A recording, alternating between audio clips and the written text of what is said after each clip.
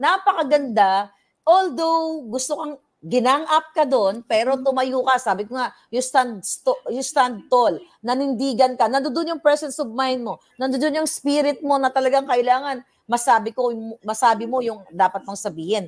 Isa sa pinaka maganda din, yung tungo sa more than 2 minutes na drug test na at least na pag-usapan.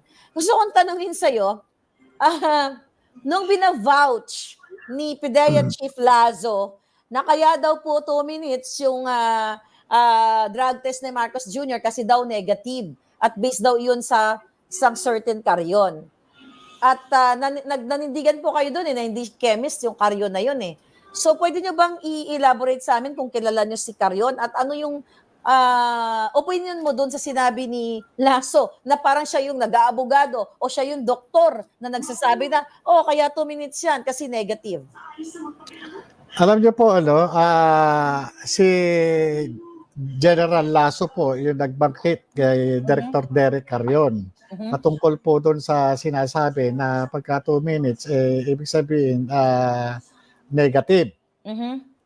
Ang sa akin, sa munti ko pong kaalaman, pagka ang mga ganyan, kailangan ng scientific method, ang dapat naglalabas ng ng patotoo ay yung mismong mga chemist or doctor or medical technologist.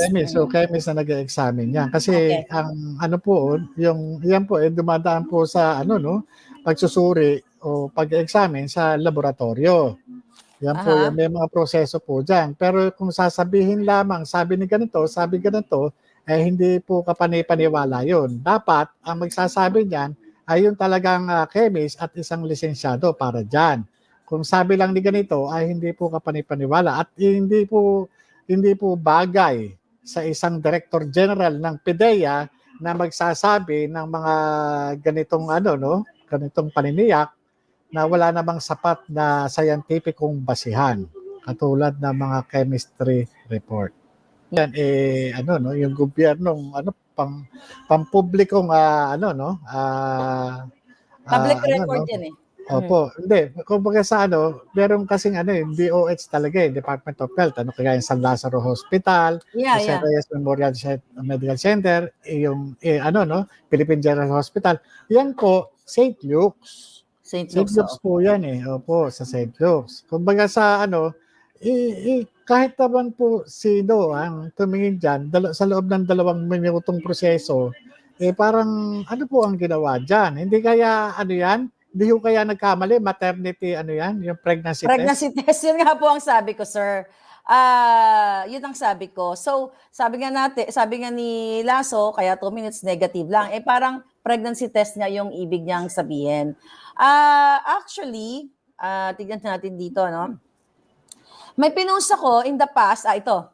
Yung kay Inday, ang sinasabi kasi ni Lasso na kaya 2 minutes kasi negative. Si Inday Sara ay nagpa-test po noong November 24, 2021. Siya po ay pumasok sa Department of Health, HI Precision Diagnostic sa Davao siya, si Inday. Ito po yung kanya, Inday Sara. Medyo blurred lang, but anyway, basahin ko na lang.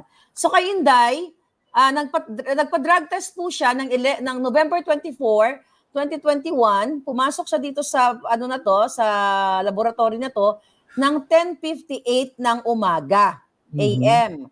Tapos lumabas po ang result niya, report date time, the same day, pero 3:26:05 PM. So 11, 12, 1, 2, 3. It's like 4.5 hours after. Negative din si Inday. And also, sir, just for your information, hindi lang yung coke or pulburon test, that's my word, Hindi lang yon ang pinatest ni Inday. Marami, okay? 1, 2, 3, 4, 5, 6, 7, 8, 9, 10, 11 na different kinds of illegal substances. So, inabot siya ng 4 hours at lahat po yun ay negative. Alright? So, si Marcos, although isa lang, 2 minutes. So, yun lang, just to prove a point here. But ano po yun? Napakaganda dahil nabuksan yun at talagang nabigyan ng emphasis. So, isa pa po doon sa, kung may dadagdag pa kayo tungkol sa drug test bago ako mag-move forward.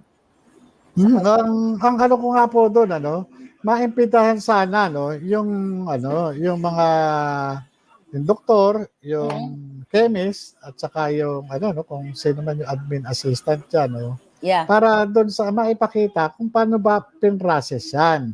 that's Kasi true. sa mga ganyan, sa mga drug test, may mga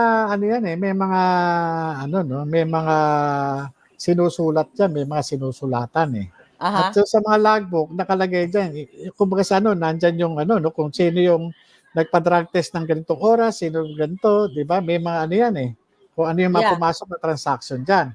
that's true. Dapat, meron yan. Kasi, pagka ganyan, merong drug test na kinandak, dapat physically present yung mismong nagpa-drug Pasyente. test.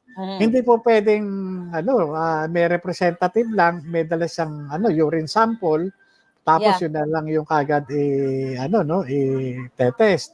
Dapat yan may proseso, 'di ba? Pagka magpapa-drug test ka, kung ilang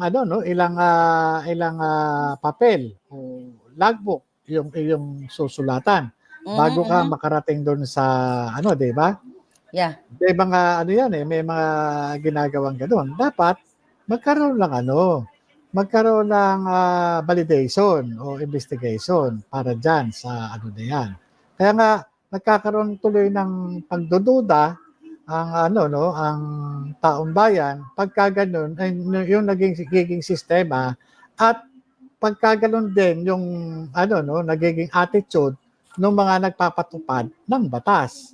Kaya yeah. nga hindi naaalis sa nabubuo sa isipan ng tao na nagkakaroon ng cover up, nagkakaroon ng sabwatan.